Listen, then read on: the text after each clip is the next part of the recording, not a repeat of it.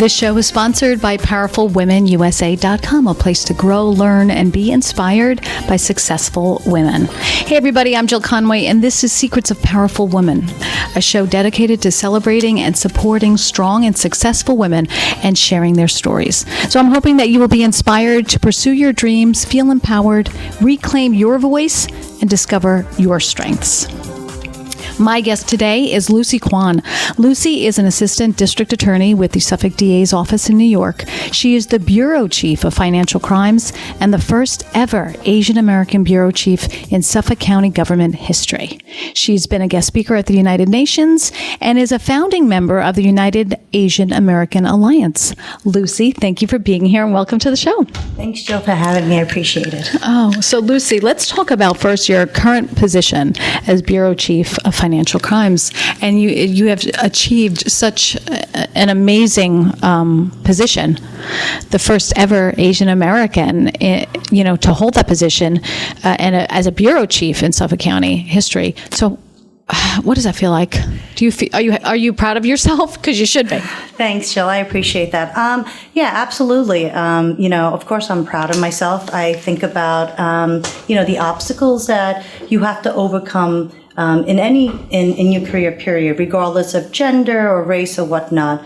But in particular with this, I think the thing that makes me most proud is that I hope that people can see me, especially the younger generation, and I hope they're inspired and they realize that, they see what they can be. There is a saying that, children cannot be what they don't see. So that's I said, because I'm not going to walk into a room and ever feel like I didn't earn that seat at that table. He was a little, I think, surprised at my response. And he said, he's like, this is not the response I requested. I expected. Yeah. And he's like, Lucie, listen, at the end of the day, I have to rebuild this office. And, we've known each other for many years professionally. Mm-hmm. And he said, I wasn't really taking anything into consideration except for, I know what you've done. I knew what you did while we were here in the office together. And I knew what you were doing even when I was at the U.S. Attorney's office. Mm-hmm. And he's like, I just want to build a strong team.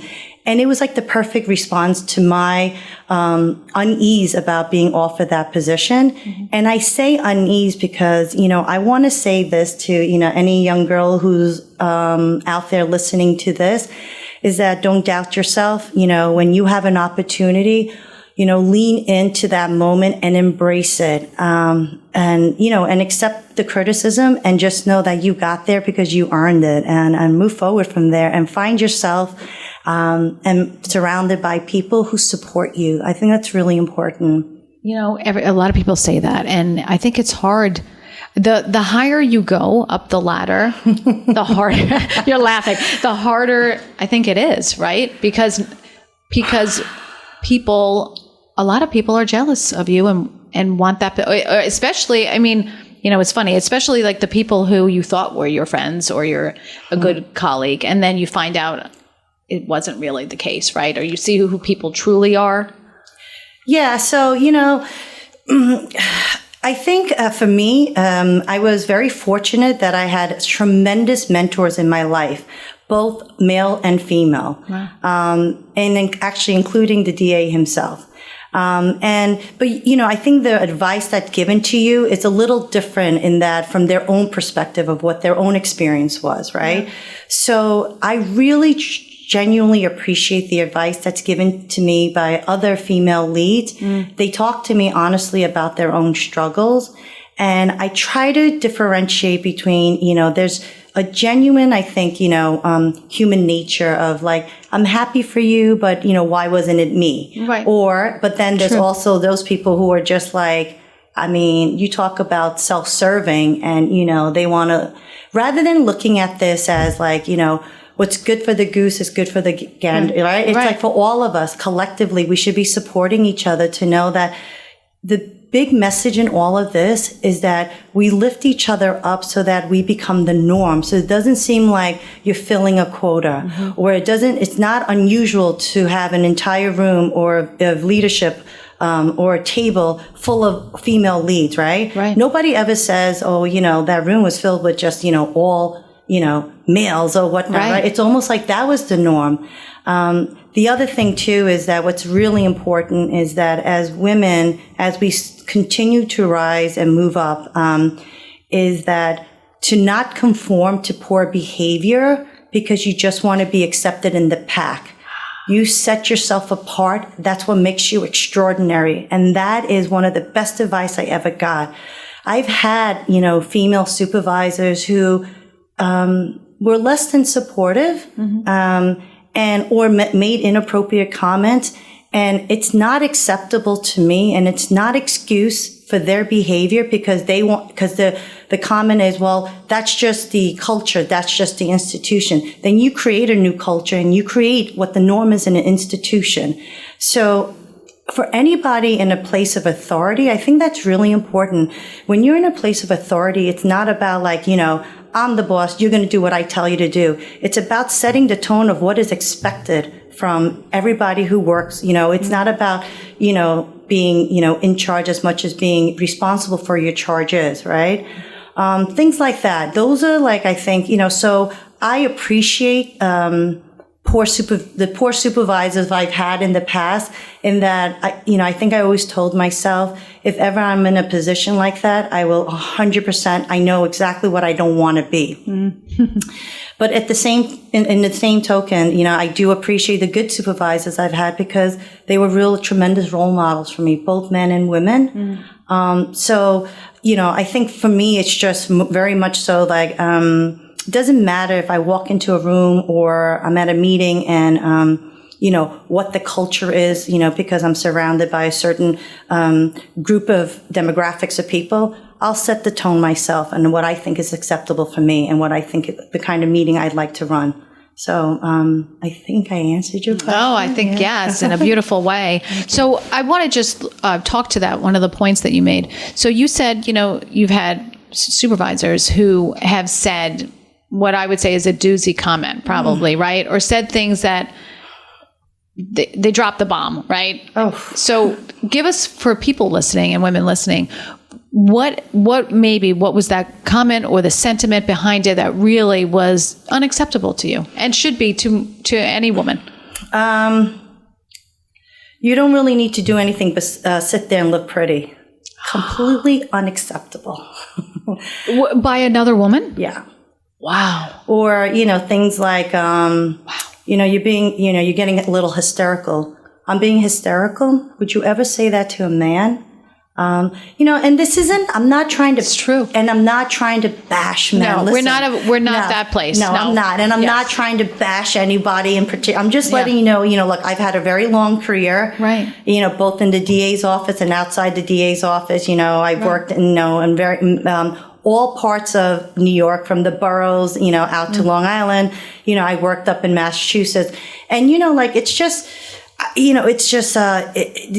culture. It's culture about, I just think fish stinks from the head, right? Ooh. The head will always set the tone. And I just said at one point, if I'm ever in that position, I'd like to set the tone of what it is. And, the other thing too is I'm just the present, right? I'm not going to be the future.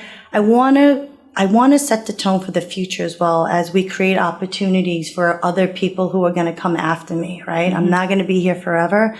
And I want them to feel inspired, and I want them to have an example of what they know, of what they should be, or at least take it into consideration and then make it their own. Lucie, how did you get to this place in your life where you're strong and you tell it like it is, and which I love, which is an admirable trait to me because I'm truly the same type of person. So, but how do you get there without saying, oh, maybe I shouldn't have said that? It's not about not being unapologetic. It's a matter of, I chose this profession to be a prosecutor because, my job is, or my calling is, to serve the community and to seek the truth. Mm-hmm. You can't necessarily seek the truth if you're afraid to speak the truth. I feel like that needs to be a bold face print in a quote. I'm going to have to quote that because it's so true. I think it was Martin Luther King who said that it's the silence of your friends that that you will remember when you look back. And I so believe that, right? And I don't want to, so. How did you get there? How did you become the person? I don't know. Part of it definitely has got to be personality, right? The other part of it is just, I think, when you take that personality and the way you're raised, and, that grit you learn. So, my parents are immigrants and I'm an immigrant. They had nothing. My dad and mom came here with 2 kids and $1,000 in their pocket. Nothing was going to be handed to them. So, you talk about America and the land of opportunity and what you want to do. If you work hard, what you can do. It's culture, and as far as like being raised in a family where, you work hard, you don't ask for handouts, you're not looking for handouts. Then when you're in that position, certain positions as you're growing up, there is this concept, I think, in humans where you can you're faced with an obstacle and it's fight or flight. And I guess many times I chose to fight because I was very early on. When I say fight, I don't mean physically. Right. I just think early on I was told nothing's going to be given to you if you don't work for it. So, it's hard work, perseverance, and one of the things I like to tell, younger women is, I think the best combination for a rising star is always grit and grace. That to know when to be gritty and to do it gracefully. You have the best advice. You have the best sayings. I'm going to have to start just a book. I'm going to write a book just on you, just so we can have your sayings. But it's so true, right? So you grew up, your parents had nothing. You came here with nothing, which is so incredible. Thank you. And so how did you work your way through school? You obviously found your voice, right? And you went to way to school. And then how did you become a lawyer? How did you feel that that was your calling? So when I was younger, I used to watch a lot of news with my parents. My parents didn't speak English. So there was, and this is what I meant about children or society. You can't be, or you can't think about being what you don't see. So at the time, there was a news anchor by the name of Kaidi Tung. Yes, Channel 11, sure. So we would always watch her, and I would translate for my parents. And so I was like, I think I'm going to be a news anchor when I grew up, because I saw her, right? Yeah. And then obviously after her, shortly thereafter, Connie Chung came. You want to be. It's easier for you to, I think, connect with someone that might look like you, right? But then shortly thereafter, there were a lot of things that would come up, like even with my parents as they would start businesses. And I mean, I'm like in elementary school trying to read these documents for them. And I thought, how unfair to them that they don't know where to go and how to, get advice without getting ripped off or whatnot. Yeah. I think that's probably early on, like watching my parents struggle and still try to make it for us.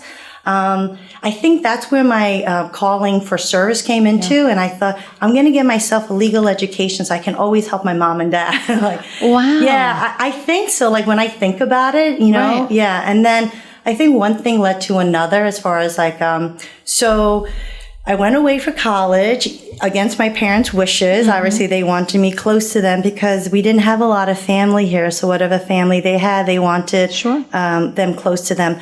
But the best thing for me was to go away because it allowed me to grow a little or grow a lot. So even with my own children, I try not to, as much as it hurts, it's very bittersweet watching your children grow. Yeah. But allowing them to leave and, spread their wings and grow and become independent, I think it's a gift.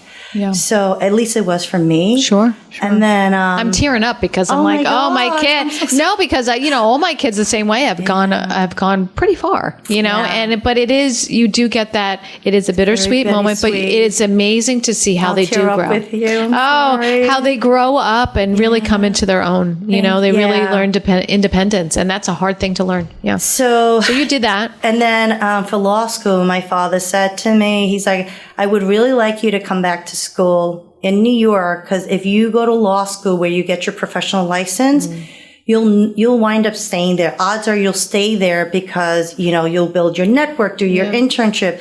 And, if you leave there, it's kind of like, he's like, the whole purpose is like, you'll be away from us. And then, kind of like, I thought you always said you wanted to help us. I'm like, oh, that. The I was guilt. like, Mom. I was like, no, but it was great. I was like, no, that makes sense, you know, and I want to come back to, so I had a great experience of where I went to what I thought was like a very traditional college experience, going to a large university with a large campus. And I was really happy to come back to law school in New York City. And, that's pretty much, how I wound back up in New York. And, it was a great experience. And then when I was there, I did a lot of internships.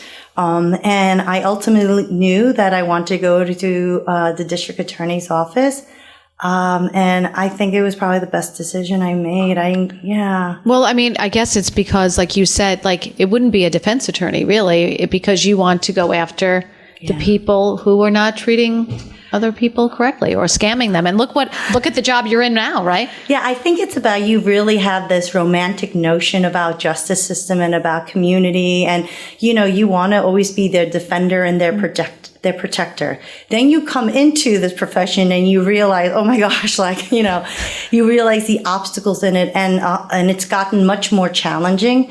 But rather than talking about the challenges, I do want to talk about the accomplishments and the great things about it, right? Well, we only have 2 minutes left because I know you have a lot of accomplishments. I'm just giving you a heads up. Go ahead. It wasn't easy, but what I did was I didn't forget why I started this journey. I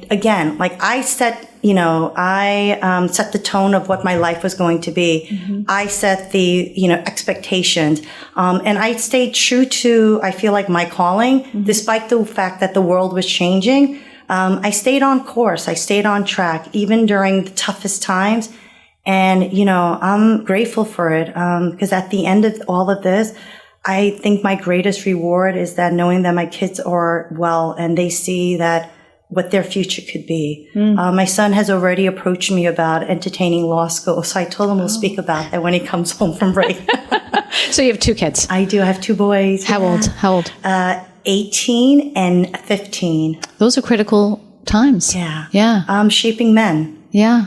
For my 18-year-old, it was really fun, actually, because this is the first time that he was allowed to vote. He was able to vote. And you talk about shaping shaping men, young men, and they'll be shaping the future. Oh, Lucie. Oh, gosh. So we have about a minute left, and I want to talk when we come back from the break. I do want to also talk about your mindset, because I can tell, and I like to bring up, how do women, and all the women I've had on, how do they stay in that positive mindset when the naysayers come, when the doubts come? And I know you have a wonderful philosophy in life. So I do want to bring that up when we come back. So we'll be back after the break with Lucie Kwon. You're listening to Secrets of Powerful Women. If you love what you're listening to, head to powerfulwomenusa.com for previous shows. And you can also find us on Instagram, Facebook, Apple, Amazon Music, Spotify, and YouTube.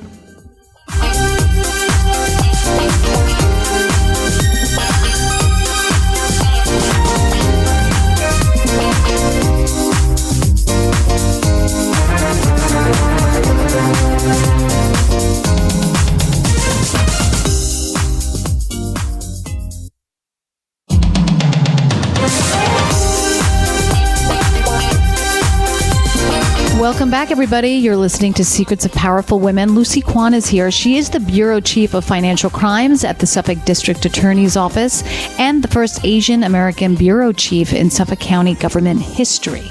So we were talking about mindset, and as a female leader in government in the Suffolk DA's office, we were talking in the break, and we said how leadership can be very, as a woman, and truly probably as a man as well, as isolating. It can be very isolating because why, Lucie?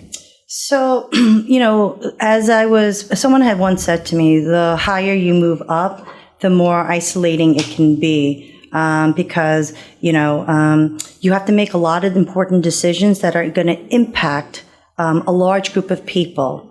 And so oftentimes you have a small group of people who you trust, who have been through it, at least for me personally, you want to take that advice. Mm-hmm. But when there's a lack of female leaders who came before you, or a lack of female leads or leaders in general who came before you, who you did not agree with, or, for a lack of a better word, I want to say respect in their leadership role, then you find yourself alone as to what do you do in this decision, right? So it can be. I often equate it to motherhood. When you become a mom before some of your other friends, it can be very isolating because you're in a different position than where they are in life.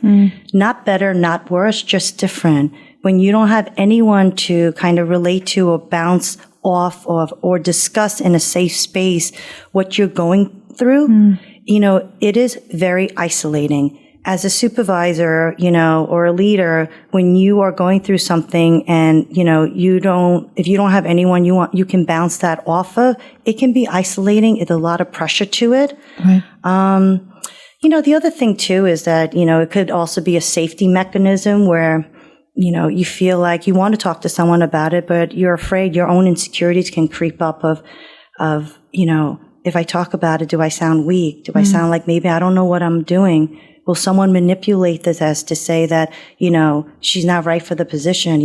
All of these things start playing into your head. Sure. Then once again, we go back to that term that I said before. At that moment, as a human, your fight or flight, instinct kicks in. Yeah. I encourage all of the young female leads or all female leads, don't fight, definitely fight. And look around you, find people who have been there before, even if they haven't been there before in the same exact way that you have. Look for the people who will lead you in the right direction. So in that sense, like I have mentors, both men and women, Right. Yeah. So I think that's important. But would you say, though, when you're in a leadership position, and certainly you've had many, and again, I want to talk about how you're one of the founding board members of a not-for-profit, and you spoke at the UN, but and I'll just say it. So when you're a strong woman, we hear the B word come up, right? Because it can never just be she's a strong, powerful woman, right? And I can only imagine, in as far as you've gotten in the Suffolk DA's office, that it hasn't been an easy ride.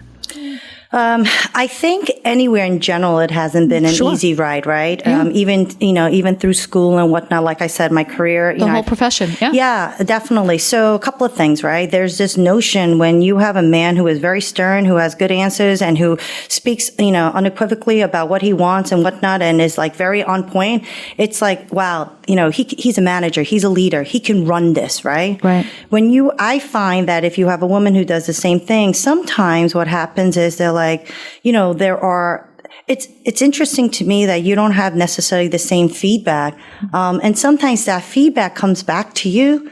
And I don't know if it's propaganda or if it's more so, I don't know, like, In an unfavorable way? Yeah, it's like maybe it's a mindset that's not what is expected. Society doesn't view you that way or us that way. And I really hope, the one impact I hope that I leave behind is the change, even if it's ever so slight, of mindset, that both a woman and a man can react the same way to a situation, and the description and the story that's told or the narrative that's told is the same. Right. And not different. I'd like to close that gap a little bit. And I think moments like this, the space that you create, Jill, allows that. I appreciate so much other women who've come before me. I can only imagine what they went through. I feel like those women are the women who really, blaze that trail for us, if you want to call that, pave the way for us. As we keep inching forward and, really creating an environment of true equity and equality. Right? I mean, it's the same. Equity is equity, whichever way you want to look at it. And where everybody's paid equally. Like I said, equity. Yeah. Whichever way you look at it, social equity, financial equity. Equity is equity. Yeah. And I will say this, and I don't think my son will be upset with me, but he'll have to just deal with it. My oldest son actually did write about that in his college, in one of his many college essays about equity and what it means to him and how he sees it as a young man growing up in Long Island with a mother like me. It just moved me. I was so emotional reading it. And in fact, I didn't know if I was being biased as his mother. So I actually brought it in and allowed one of my colleagues who's a male to read it. And who's actually here with me, Mike. And, I actually asked, he looked at me halfway through and he said, "Did you write this for him?" I said, "Nope." And he's like, "This is incredible, Lucie." He's like, "This kid is incredible." And of course, then I started, getting emotional again, So that's the other thing, my presence and my leadership role, of course, it's about shaping the next generation of female leads, but it's also about shaping the next generation of male leads. I had an intern over the summer who's a UPenn law student, and he still keeps in touch with me now. He actually wrote his second year paper about women in sports and inequity in pay. Wow. He actually sent it to me because it got published. I was like floored by what he wrote. And he actually, when I congratulated him and told him I thought it was brilliant, he actually thanked me for having an impact in his life, for inspiring for the piece. And I was like, oh my gosh, you guys are killing me right now. You're helping to change, the message. Well, I'm not doing it alone, Jill. So I appreciate you creating the space for us to be able to reach out together, to change the message, to change the culture, to change the institution. They say behind every strong woman is another strong woman. I think we have an entire army behind us. And I'm sure there are going to be people who listen to this and say, so cheesy, oh, give me a break. Oh, it's a little bit too whatever. Right. That's fine. You're not my target audience then, obviously. Right, exactly. Or when you're ready to be, maybe when something happens in your own life and you're impacted and you're ready to accept this message and actually see what's going on, then, we'll be here too, So. Right. I want to bring up something because I think of it when I have two girls and a boy, because we're taught as a culture, as women that, just kind of be nice, right? And just smile. I had another guest on the show and she said, she was just kind of told just be nice and that's okay. But I think as we were talking before, if you're nice, people think you're a weak leader, right? Or they can perceive that if you're being kind to someone, that it maybe she's not strong, which is silly. I mean, it's just, you're polite. I mean, you're a nice person. Why does it have to go in that direction, right? Yeah. I think part of, you have your own criterias. Like I said to you, I set my own standards of what is expected, of what I expect of myself, both professionally and personally.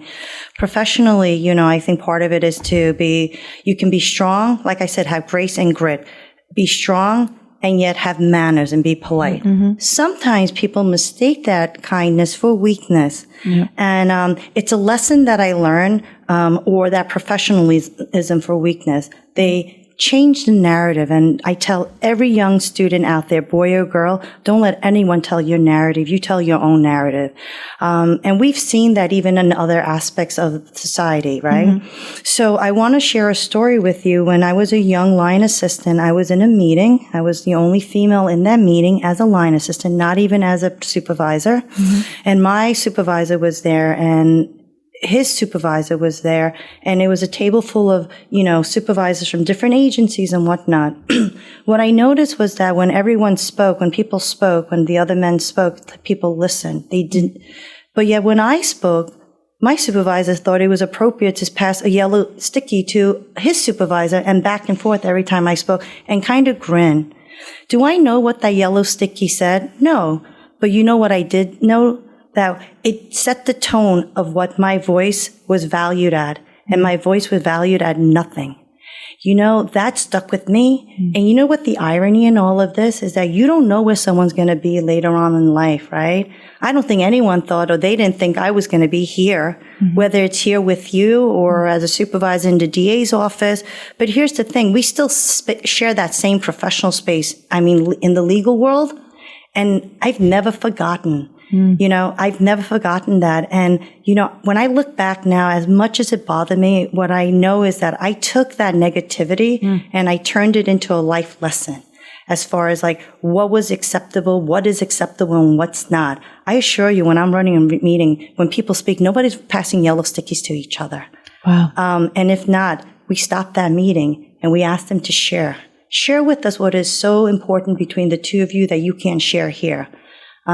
I want that safety and security for young line assistants coming up and through the system. And I also want that for other women who feel like when they speak up, that they don't feel that insecure when they walk out of their room. The next topic of conversation is going to be them and how she acted. She was hysterical. She was, she's crazy. Yeah, she's crazy. Oh, that's a good, yeah. Every guy says, oh, she's crazy. Oh, yeah. Okay. Yeah, okay. That's right. I just see them all gathered around like, she's crazy. But what about this though, Jill? What about the women who adopt that language? She cray-cray. Yeah. Who's cray-cray? Right. I don't understand. Who's cray-cray? Where did you get this word from? What is cray-cray? Right?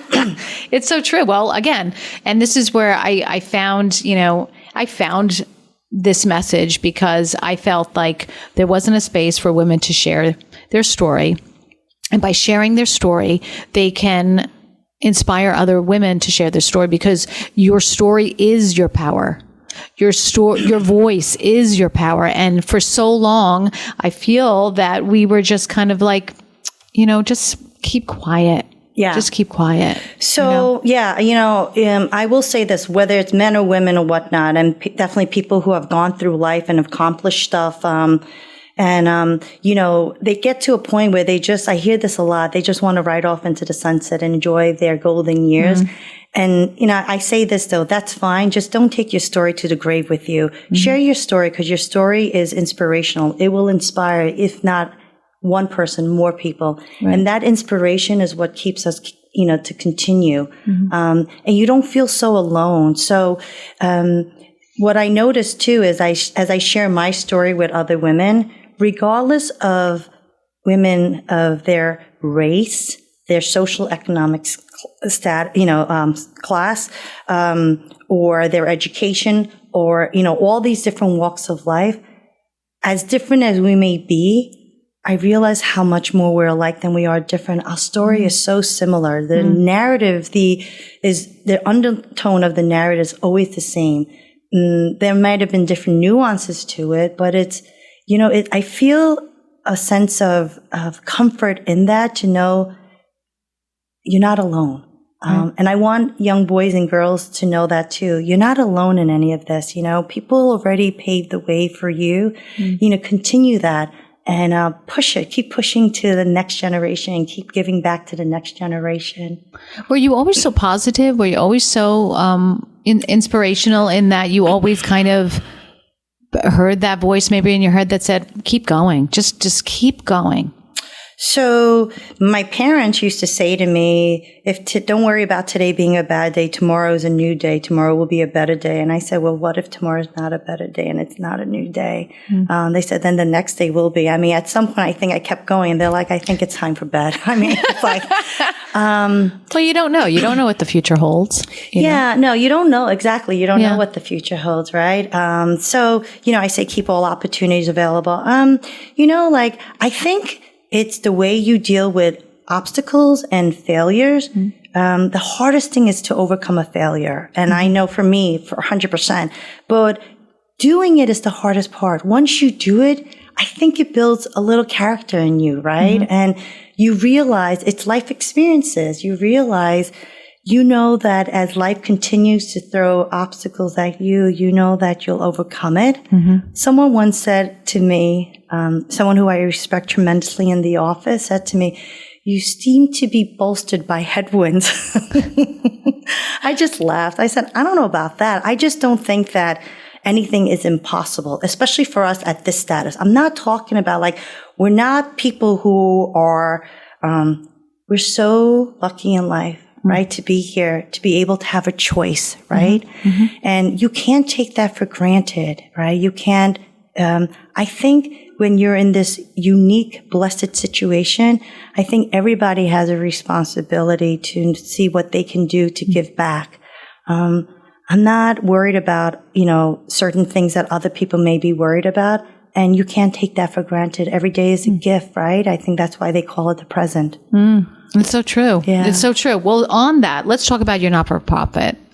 What is it about? It's the Asian American Alliance, is it? Tell us about that.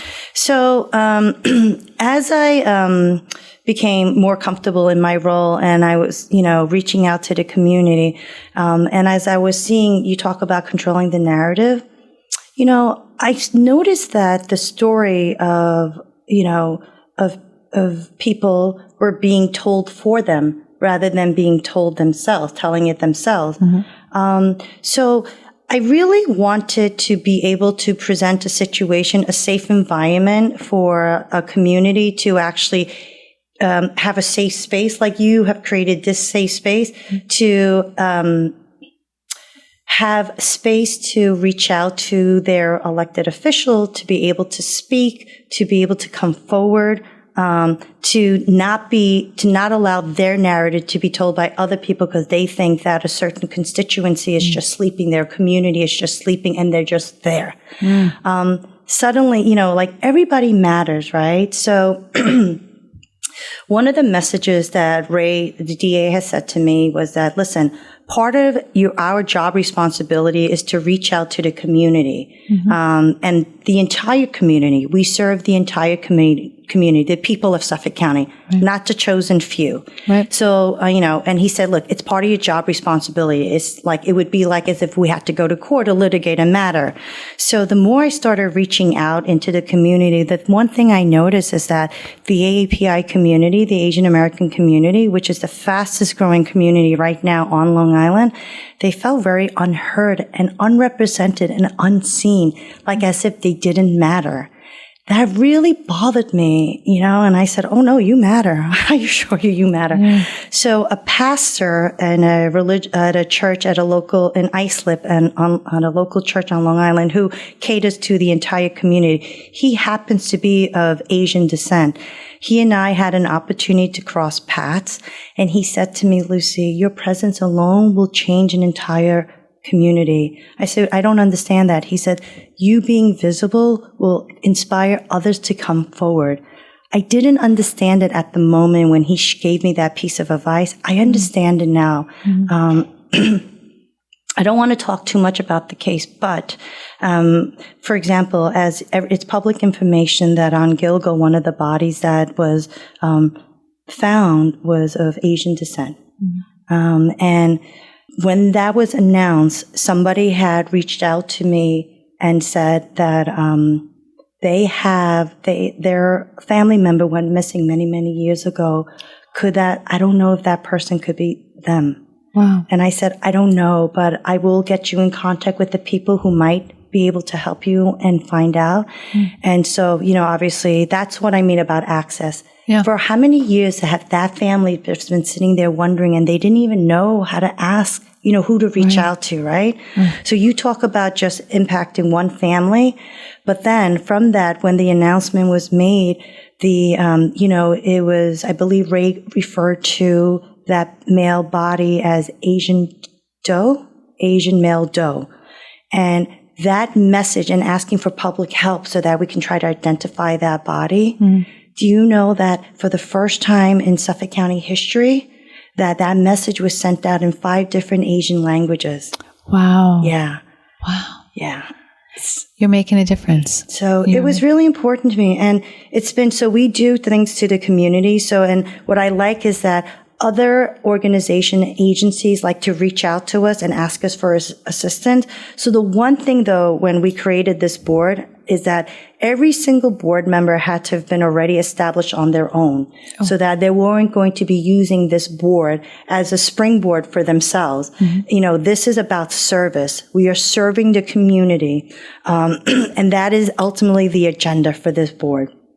So, for example, for Lunar New Year, which is coming up in February, the Heckscher Museum reached out to us and asked us if we would work with them to sponsor their event that they're going to do at the end of January in celebration of Lunar New Year. And it's for the family. It's free of cost, Oh, that's wonderful. Yeah. Oh my gosh, Lucie, I could have you on for another show. I think you're incredible, and you are the epitome of a powerful woman. So thank you.